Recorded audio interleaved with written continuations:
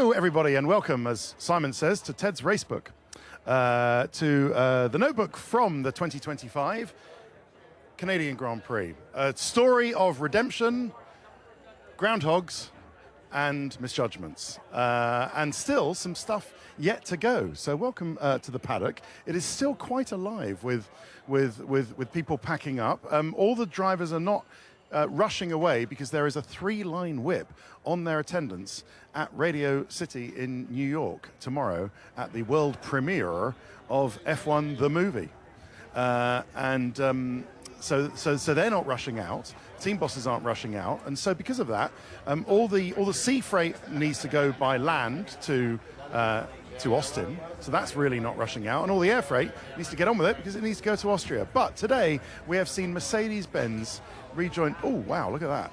Look, we got apples, we got plums here, JD. We've got that nice thick white bread, and we've got some wholemeal. Check it out, JD. Check it out. No, not interested? No? Okay.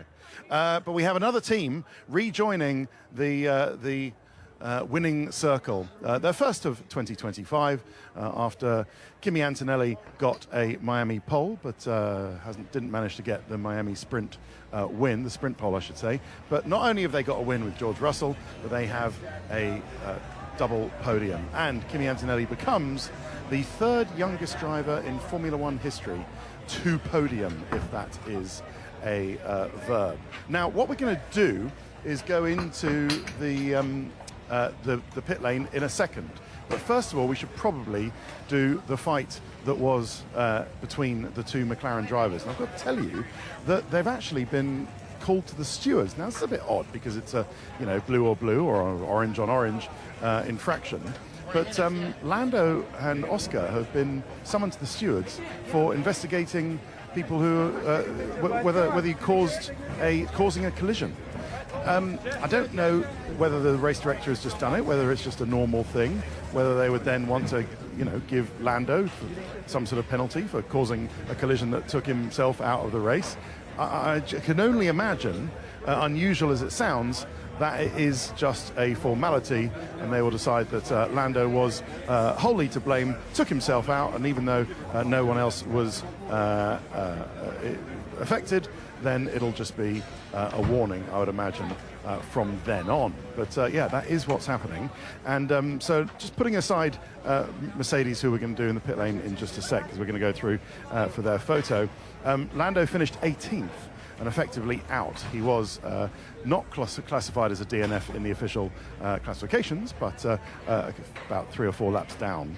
And Oscar Piastri 4th. It was a misjudgment. He drove into the back of his teammate, did Lando Norris, in pretty much identical way that Jenson Button drove into the back of Lewis Hamilton in the McLaren in 2011. The only thing was that on that day, Jenson Button, it was actually a fortuitous time to make a pit stop, stopped, and then that put him in the right position to do what he needed to do, survive all the rain, and come forward and overtake Sebastian Vettel on the last lap to win the Canadian Grand Prix in 2011. But it didn't work for Lando Norris, of course, being at the end of the race. So Lando just took himself out of the race. I suppose you could argue it wasn't for first and second.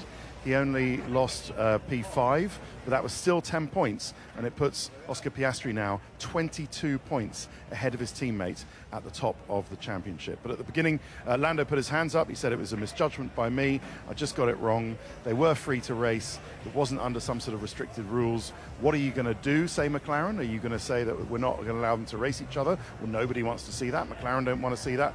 We watching don't want to see that. The drivers don't want to see that. So if you are going to allow them to race, bearing in mind that the only rules are papaya rules, which is don't crash into each other.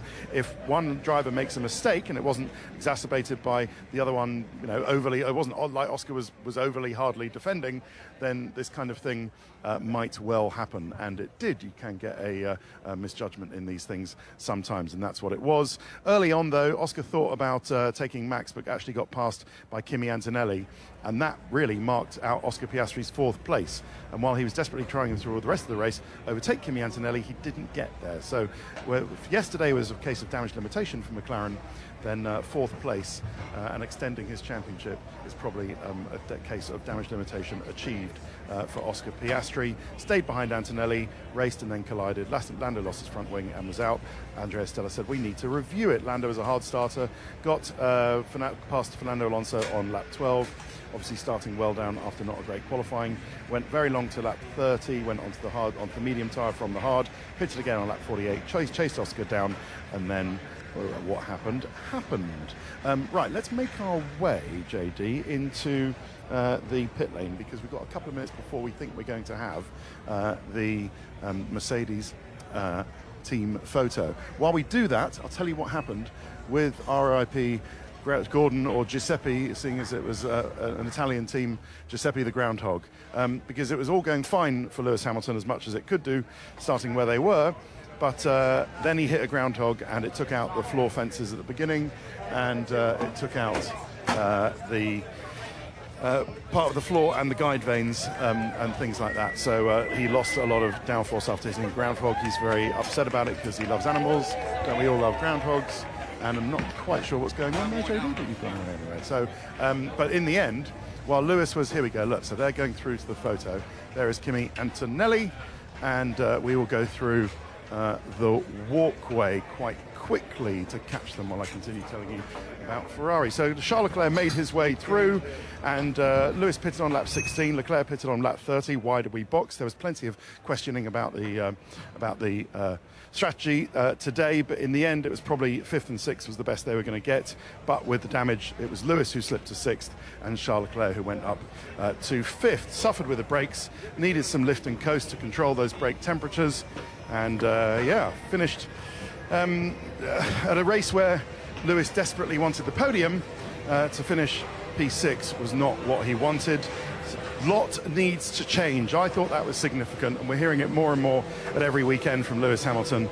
He's realizing what the rest of us have known about Ferrari, as I said yesterday, for quite a long time, is that this is not a team that's ready to win consistently in Formula One, let alone championships, and a lot needs to change in this Ferrari team if they are to win consistently and win championships.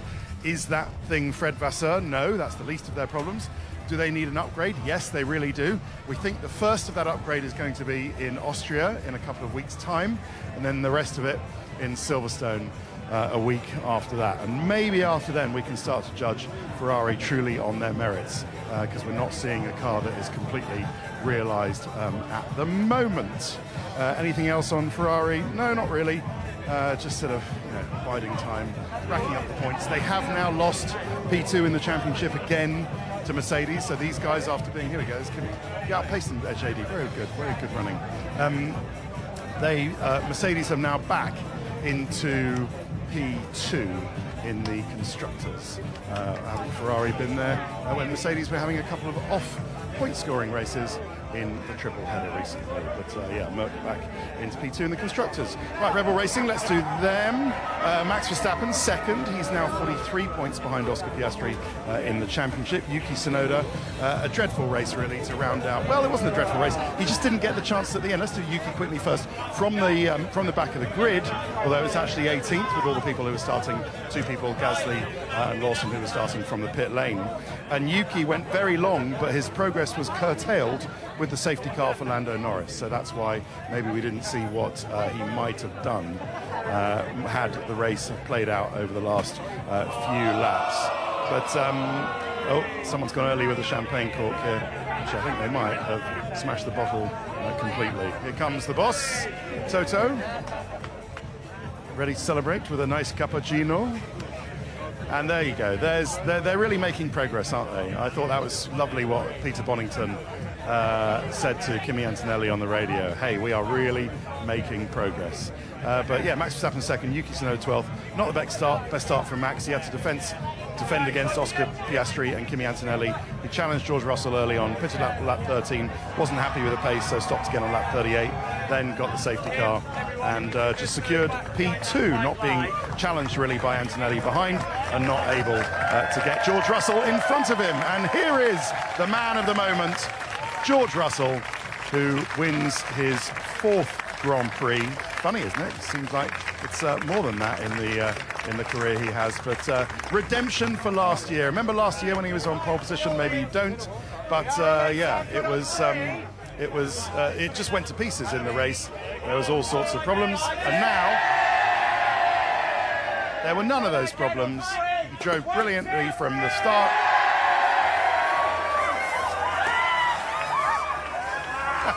There we go.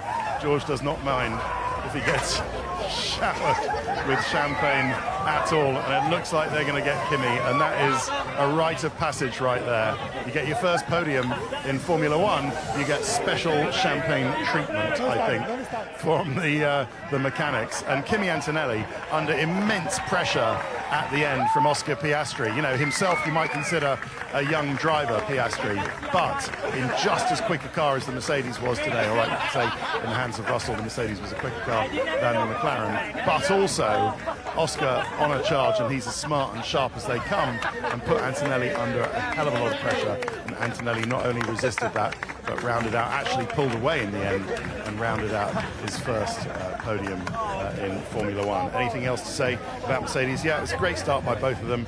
Kimi nipped inside Oscar Piastri early on, and that really made his race.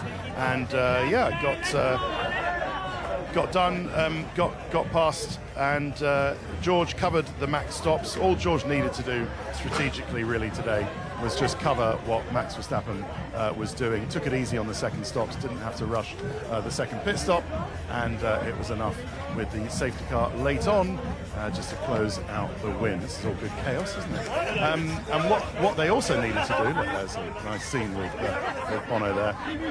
What they also needed to do was to sort of behave themselves on the safety car. Now this is kind of sort of being under investigation. Safety car shenanigans, I think we can call. Certainly, if you know Red Bull can try, I guess, to win the race with some kind of investigation as to what's going on with the safety car, they will. That's what's being competitive means. And but it seems that they were trying to push the safety car on. George fell behind more than 10 lengths. Then Max might have passed him and then passed him back. I think we can settle on Max's interpretation was that these were just things that were going on, the usual shenanigans, and Max seemed quite cool about it when we spoke to him after the race. And I think we can conclude that that's probably how it's going to end. Maybe if there is a warning at the end. There's a nice photo, isn't it, JD? You only get your first podium once, and nice to end it showered in champagne. But yeah, I think that it'll end the way it did, but it is under investigation. So yeah, stay tuned to all your usual channels. And look at that nice podium there. Of course, he's won plenty of races, hasn't he, in his racing career? But yeah, first podium, always special for the extremely likable Kimi Antonelli. There is his dad. He's been congratulated by some of the mechanics. Right, that is Red Bull, that is Mercedes done, and I've already told you that they're back into P2 in the Constructors. Anything else? Oh yeah, George Russell's perfect three things. First of all, track surface, beneficial to them. Second of all, tyre temperatures. And what Mercedes do particularly well is to control their the surface temperatures. McLaren control the tyre carcass and the tyre body temperatures very well, but Mercedes, on a track surface like this, controlled the tyre surface temperatures very well, and that's what has put them in a position to win today. So yeah, as well as having a good car that can ride curbs and all the rest of it. So George Russell's three technical bits of how it worked today all worked for him, and this is nice little bit for the mechanics. It's their car, the blue car. Actually, I think Kimi is the red car. I think George is the blue car in terms of how they do things with colour coding in the Mercedes garage. But nice for the mechanics to have their little memento after a little landmark for them as well. I'll do Aston Martin very quickly, then we'll go back into the paddock and take a break. And once you start him, you can't stop him. Yes, his name is Fernando Alonso. And after he got his first points in Spain a couple of weeks ago, that's fantastic, isn't it? Good for them. He's got even more today. So Fernando Alonso 7th today, Lance Stroll 17th. A good start. Fernando Alonso held position ahead of Lando Norris and Charles Leclerc, chased down Lewis Hamilton, but grained up his tyres and actually lost quite a lot of time in that first stint. But when he stopped, he came out behind the one-stoppers and the people who were sort of desperately goal-hanging for a safety car, and that meant that he was suddenly rejoined sort of 17th or 18th. It wasn't as bad as it looked. It was just that he was slightly suffering with the tyres. But is that the Drive to Survive crew going in there for all the stuff that you'll see sometime in February or March next year. Looks like it is, JD. But yeah, Aston Martin over here chased down Lewis Hamilton, grained up his tyres, but and eventually we're not racing, we're testing. I think to be generous to the Aston Martin pit wall, what they were telling Fernando was how he could be quicker and therefore be racing quicker and not grain up his tyres. They're giving him tips on how to do that. But Fernando's instant reaction was, look, no point coaching me. We're not testing. We're actually racing. I'm getting on with it here. And they shouldn't have worried because he had it all under control.